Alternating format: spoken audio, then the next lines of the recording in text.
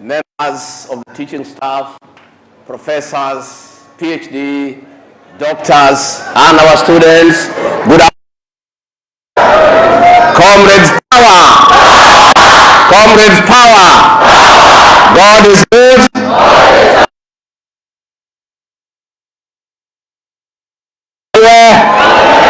Please be seated. I am very honored and the management of Pwani University for having accorded me this privilege and honor to come and talk.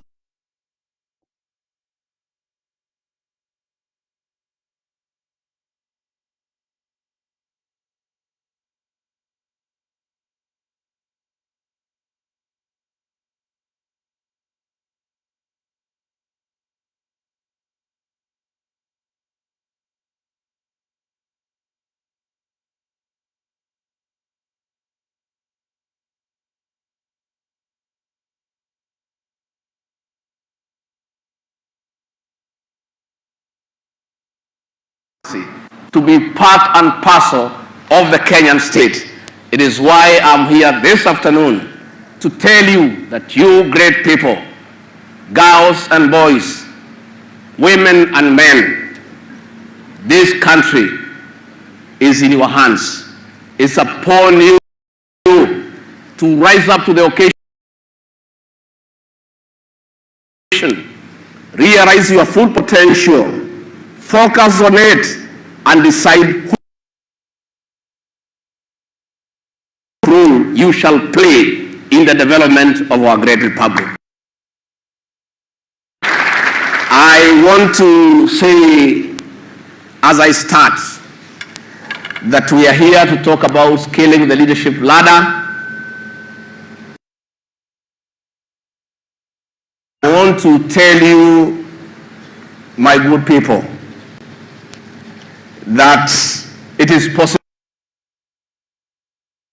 that you seated here one day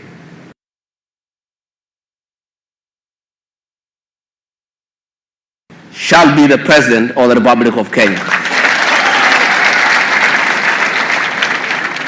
I want to tell you that it is possible with proper focus, believing in yourself, that anything is possible with good focus and determination. President of the Supreme Court. Among you seated here are future cabinet secretaries. Among you seated here are future governors of our 47 counties. Among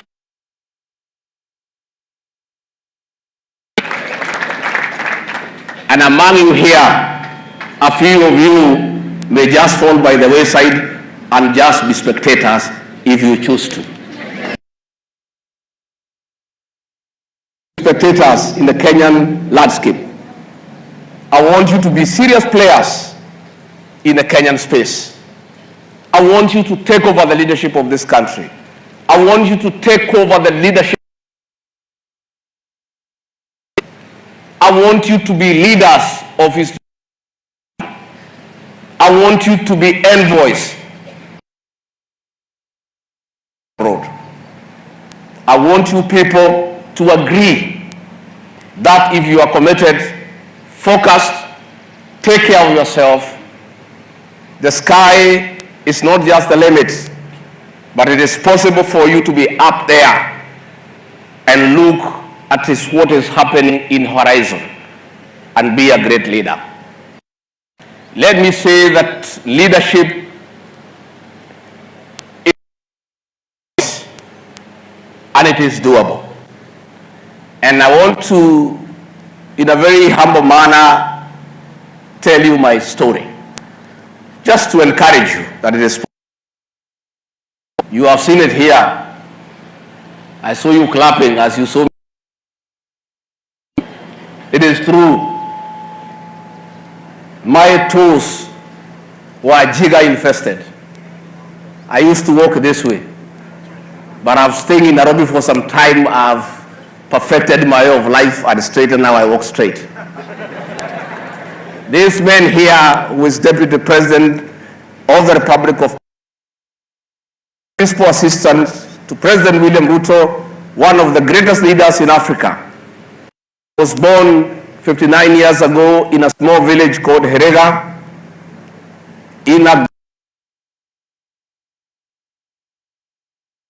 was the remnant of the colonial structures where my father and mother, now deceased,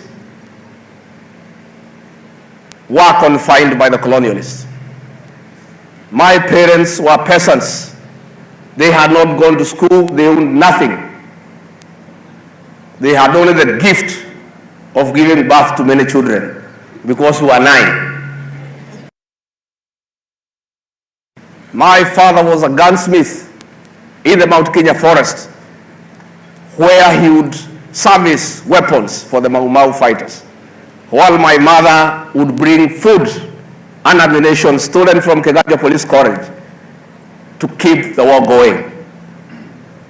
We were 9, no means of income. Many times we were chased out of school. Many times we went hungry. Our heads were, and I don't know whether you know how many types of lies that we have. I don't think whether you know how many types of lies do we have. We have 2 types. One is which color? Yeah? One is black and a white one. The black one is found in the head, the white one in the body.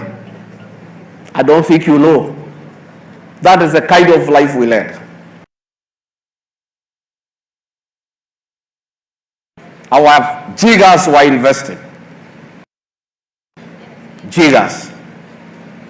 But we had a determination that one day we shall be somebody. Went to an ordinary school and walked every day for 9 kilometers, to and fro 18 kilometers every day to get education.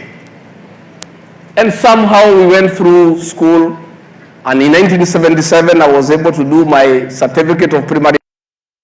It was called CPE then, and I was able to get admission to Kenyatta High School, where I did from 1 to from 6 and passed well, and Nairobi, where I did the Bachelor of Arts in Literature and Political Science.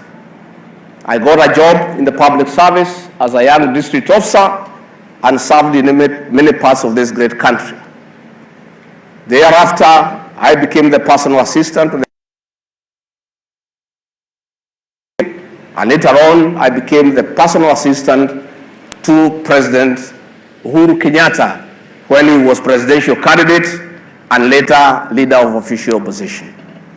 From there, when President Uhuru Kenyatta did not make it in the year 2002, I left for the private sector and did business for 15 years. And I was able to build from nothing a huge empire of business where I employed over 1,000 people. Later on, I was to join Parliament as Member of Parliament 5 years. And after only 5 years in Parliament, I became the Deputy President of this great republic. The secret is simple. One, you must believe in God and you must have faith. You must have faith and your desires. Number 2, you must put family first. The Bible tells us that they can bless you. You must respect your father and mother. And in an African setup, your mother and father is anybody else who is the age of your mother and father, including your teachers. You must respect your elders. And that starts from an early life. And that sets you into leadership. From there, you be like me, a truthful man. You must be honest. You must say it as it is and take the consequences, whatever they are. There is beauty in being truthful. Today, the people of Kenya know that Rigathi Gachagua is a truthful man. I say it as it is. During Kasarani, I stood before the whole world. I told the people of Kenya that we have inherited a broke country with nothing. I told the people of Kenya, even the stores, the rats had run away because there is nothing to eat. Many people say that I'm a mischievous character. I am mannerless. I'm talking the truth in front of visitors. I said, with or without visitors, the truth remains truth. Today, I've been vindicated. What I said then has come to pass. And that is the hallmark of leadership. My good people, brothers and sisters,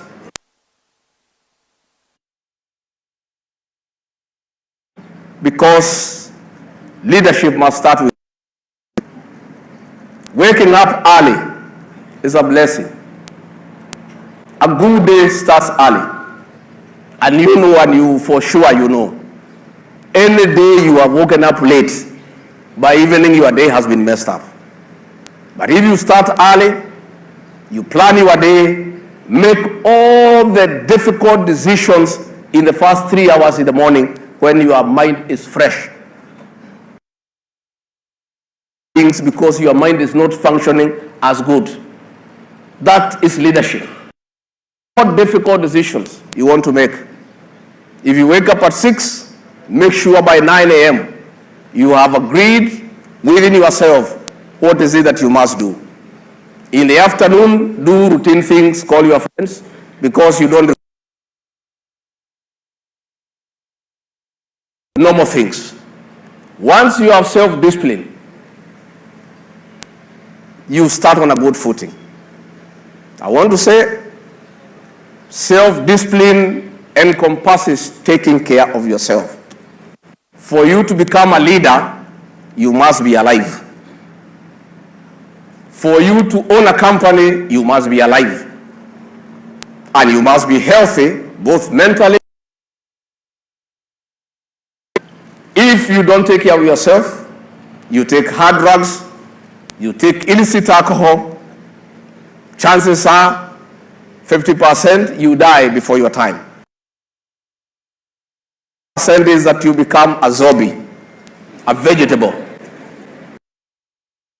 Just walking around, brooding. I was walking in the streets of Mombasa this morning at 6 a.m. who was high on drugs. He could not even see where he's going at 6 a.m. in the morning. My good people, please, keep off drugs. Drugs will give you temporary relief from problems. By the time the drugs are through, the problems are even more. Let nobody cheat you that if you take drugs and you stay high, that the problems and the difficulties that you face have been solved. I want to speak to you at Pwani University and say that we face a big challenge in this country of drug abuse, drug and substance abuse among our people, including. I want to plead with you. Please don't destroy yourself. Don't destroy your future. Because when you destroy yourself, your parents are devastated. The parents who are brought here today have brought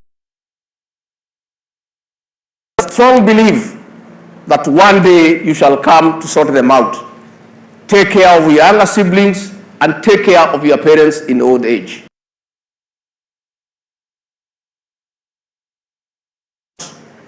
You kill not just your dreams, but the dreams of your parents. I want to say, and I emphasize, and I plead with you, that you cannot be a man or woman of substance when you are on drugs. Drugs will destroy your mental capacity. They will make you dependent, and drugs are expensive. And you cannot sustain. And once you become addicted, you are ruined, you are destroyed. I want to persuade you that self-discipline, keeping away from drugs, keeping away from alcohol, is the beginning of your success in what you want to do in future. Let me say also, leader, in any sphere, you must be brave and courageous. Courage is an important ingredient of preparation to leadership. Cowards will never be anybody. Don't be cowardly. Take risks.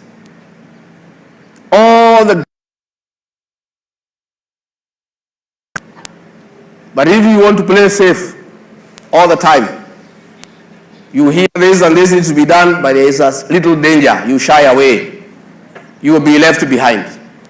I want to say that you must be courageous. Once you have decided what is it that you want to do in your life, you must be courageous. And once you know you are on the right path, let nobody stop you. If anybody tries to stop you, please, Peter Naye.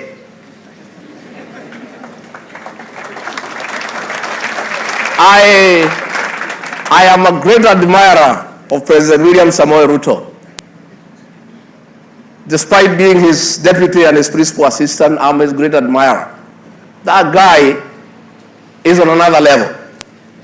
When he decided he wanted to be president, and he convinced himself that it is doable, possible, and that Kenyans needed to benefit from his leadership, many obstacles were put before him.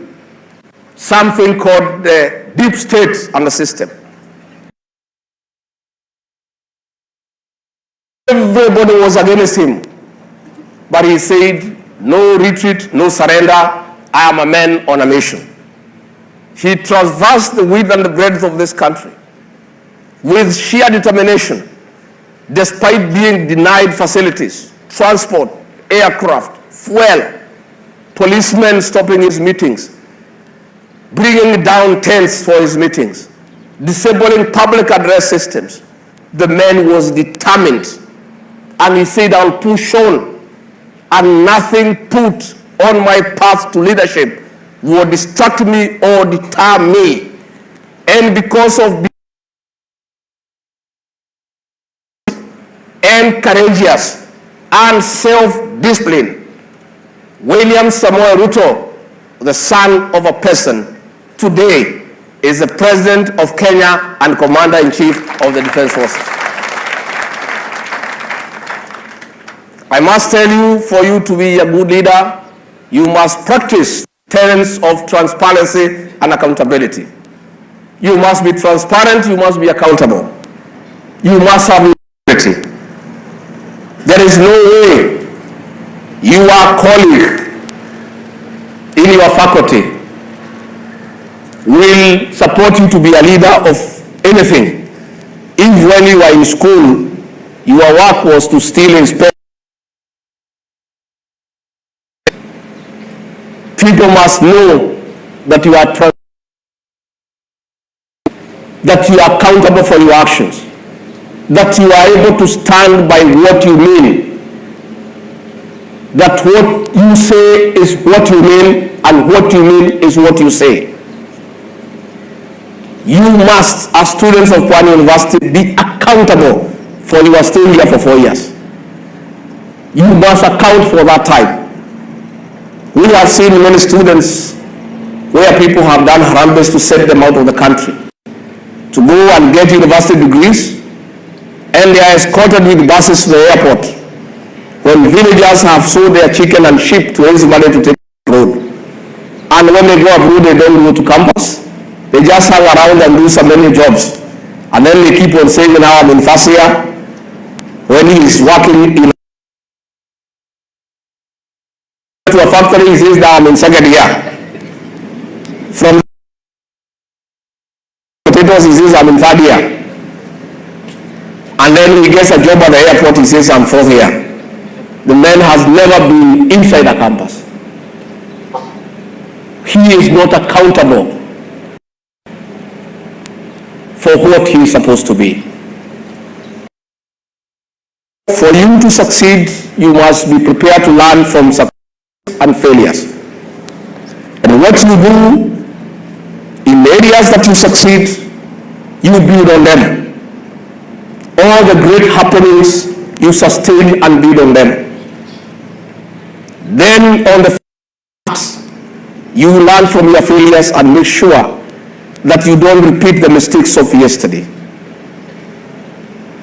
You can't do the same thing all the time. Results. So if you have done something this year, next year you have failed, you can't do it the third year. You must audit your performance, build on the failures, and make sure that you don't repeat them. Again, for you to be a great leader, I want to persuade you today, my great people, that a bad decision is better than no decision at all. There are people who are so indecisive in life.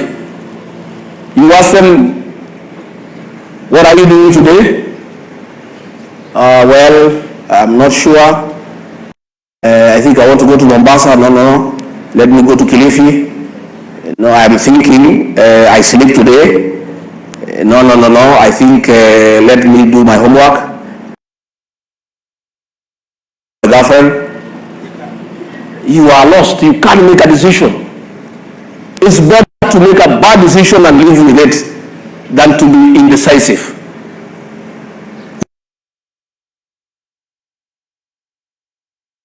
And if you think of a matter for 2 hours and you cannot make a decision, you are in trouble. You must audit yourself. You must be able to decide what you want in life and do it. And it's better even to make a bad decision and correct it later than to be indecisive. I want to persuade you, great people, that humility is a virtue second to none. In leadership, you must be a humble person. Don't trample on others when you succeed, and show them how small they are and how big you are. Don't talk down to people. Be humble. Practice humility. It costs you nothing. Greet people by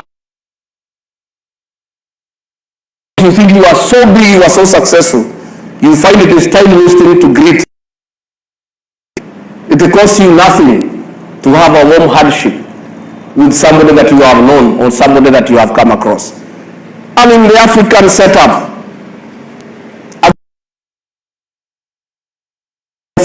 and it's a good thing because it's part of our culture. So as you become somebody, you become the CEO of the Kenya Ports Authority, you become the Vice Chancellor of one university, you become the Deputy President of the Republic of Kenya, you become the Governor of Kilif County. That is good, but remain humble. Be humble the way you are. Some people get some little money. Little, 2,000 shillings. They start working with an academic angle. Everybody knows they have money.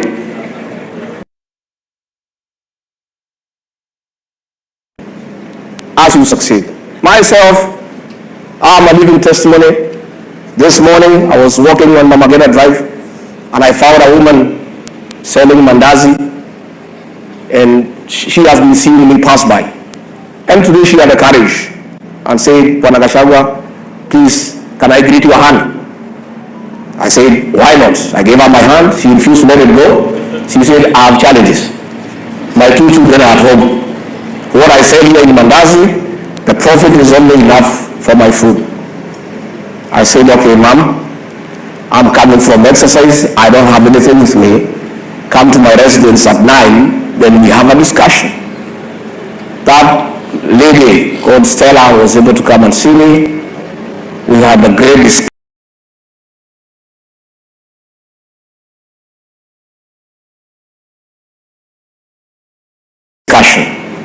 A very lot of troubles everyone she has talked to have dismissed her.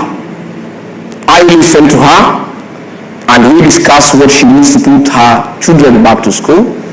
And I told her, although I can pay your school fees, I would rather do it differently. I would rather help you to expand your business, make the profits, pay the school fees yourself because it's sustainable, and then you can move on with life. And I was, and we discussed what she needed to set up her business. I gave it to her. I'll check her on her when I come back to Mombasa and find out how she's doing. But she later called one of my assistants and said, after the photographs circulated on social media, the headmaster who had chased her children away told her to bring them back to school because she knows somehow she'll be able to pay. That is because I want to remain humble. Being a deputy president doesn't mean that I cannot stop by the road and talk to an old woman. This position I've been given by God and the people of Kenya. So what? Why do people so huge, so arrogant for no reason? You are not the first one, nor the last one in that position. Vice Chancellor, you are not the first Vice Chancellor, you are not the last. But I believe if anything comes out of that friendship, well and good. But don't beg and kneel and say, oh, my dear, without you I cannot sleep. Oh, you are honey among rocks. You are the lemon of the cluster.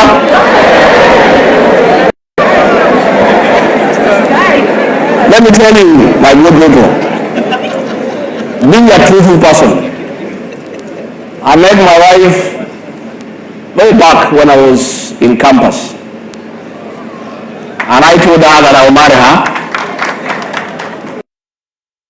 And even if I wanted to change my mind, I was already cornered. I had to marry her because I had said I would marry her. Please. It's important that you do so. Why will you be great men and women? I've given you the example of President William RUTO, a hustler, a guy who was rearing chicken. Today, he is president of the.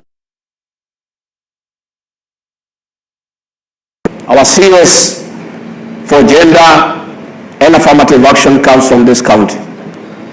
She left school at the age of 11 because her parents did not have school fees.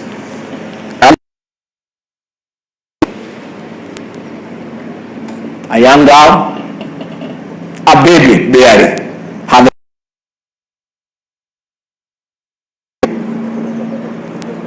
so you see a girl of 13 carrying another baby, 2 babies. But she had the courage to walk out of that, go and educate herself privately into a secondary. And with the determination, she was elected a councillor. Later on, she fought, and in 2013, she was elected as a women rep for this great county of Kilif. In 2017, she was elected. In 2022, she fought a hard fight and came a credible second to Governor Mungaro. But because of our commitment, because of being forthright, because of being consistent, and William RUTO appointed her as Minister for Gender and Affirmative Action. Today, Aisha Jumwa sits in the cabinet and flies the Kenyan flag.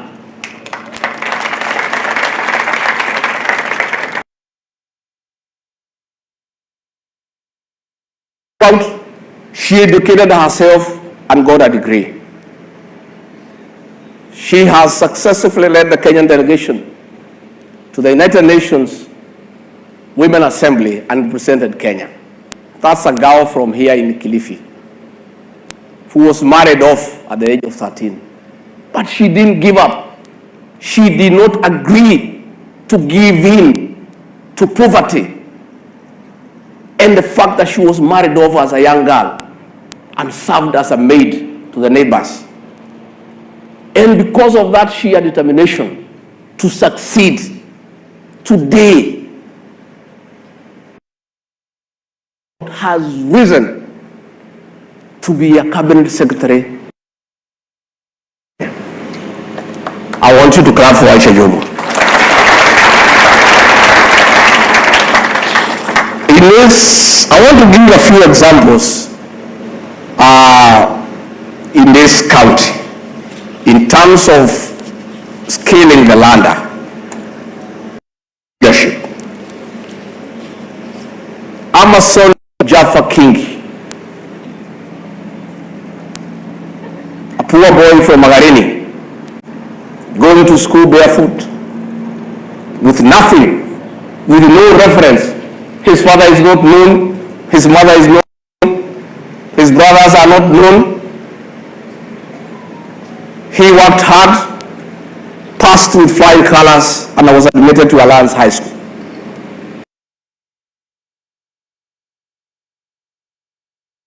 A Bachelor of Law degree. At the age of 44, he was appointed a cabinet secretary in the Grand Coalition government of President Mwai Kibaki. Later on, he was elected as governor of Kilif for 2 terms. Today, as we speak, that poor boy from Magarini, who had nothing but sheer determination to someday, is the Speaker of the Senate.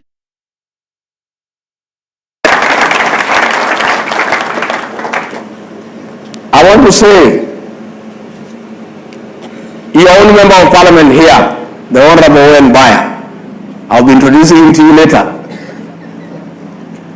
was just another character here in Kilif. His father is not known, his mother is not known. We don't even want to mention the school. But he worked hard, went to school, got focus, and became a lecturer in this university.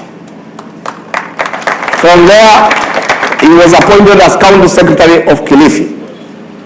And from there, he was elected as member of parliament for Kilif North, where he is serving the 2nd term. And he is the deputy leader of the majority in the national.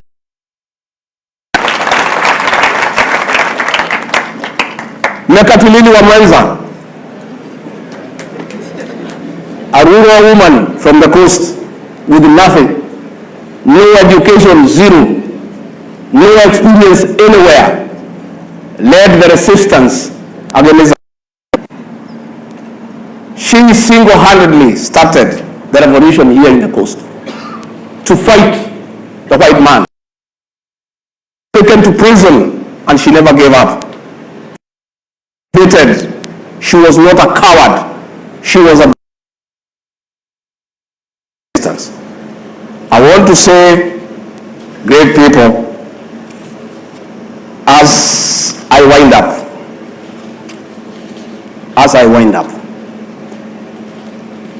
I want to encourage you. You cannot be anybody if you are deceitful and you are not truthful and honest. I have come here to Dr. Purity Ngina, a poor girl from a very Nyeri, who became the first PhD holder in mathematics. Mpigie makofi. 28 years a PhD holder. Please sit down. I want to encourage you people also to be creative. And I really love the young people because of their creativity.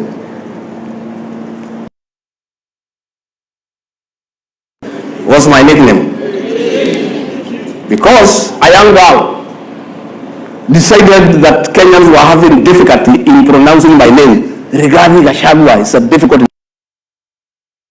And she decided because Kenyans were liking me, especially the young people,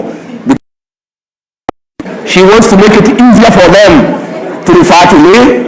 And that young girl called Ivy, she came up with the word Rigiji. This year.